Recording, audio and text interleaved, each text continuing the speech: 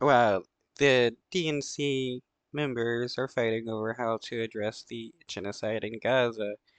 If you're not against the genocide in Gaza by the Israeli government, you are nothing but a fascist who supports a right-wing government committing genocide.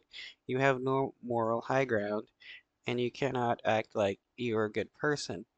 Uh, it is wild how there are so many Democrats who claim to be against fascism and various other types of evils, while at the same time supporting it because it's the Israeli government.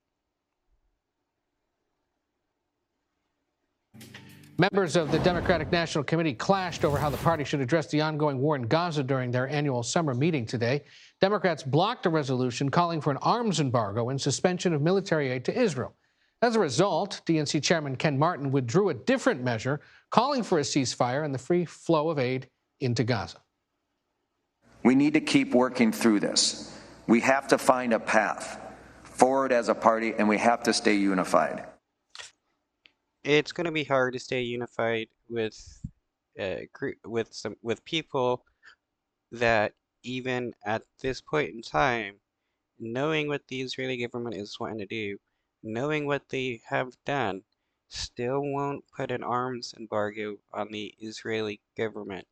It tells you that even though they can listen to Netanyahu talk about genocide and taking over uh, Palestinian lands, doing ethnic cleansing, arming and funding settlers in the West Bank to kill and steal land, the fact that they still won't do anything about it shows how truly evil these people actually are. Hunter Woodall is following all of this from Minneapolis for us. He tracks politics, used to spend time covering the state of Minnesota, so it's kind of like a homecoming for you.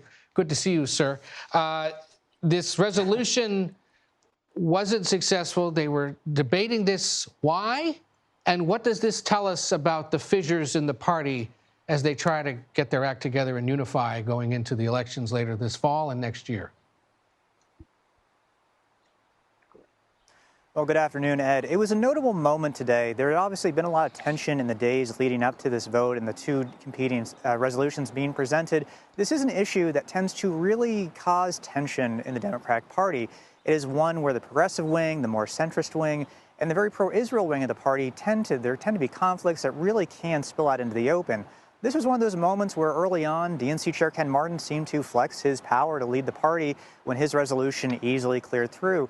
That other resolution, though, the one that was part of it, actually, the more controversial one, talked about how they wanted to recognize Palestine as a country, and there were other aspects that obviously alarmed more pro-Israel Democrats. That was voted down, and it was notable that Ken Martin came back and said, okay. Wow, so Democrats who supposedly believe in human rights voted down a, uh, a resolution to recognize Palestine as a state. The ones who voted it down do not believe that Palestinians have rights. They're going to sideline this. They're going to look at finding cohesion within the party. Now, this is an issue that isn't going away. And even before the awful events of October 7th, there was a lot of tension within the Democratic Party between Israel and what's going on in Palestinians. So this issue is not going away anytime soon. And it continues to be unclear how the party faithful, many of whom are gathered here in Minneapolis, are going to find a messaging path that can please both moderates and progressives. Yeah, tricky issue that has continued to plague them and obviously was a big issue of concern during the elections last year. Real quick, the guys, as they meet, and women as they meet there in Minneapolis, party leaders also have to start thinking about the calendar for 2028. There's renewed focus on who gets to go first, and I know you were calling out the fact that Nevada is making a late play to possibly go first.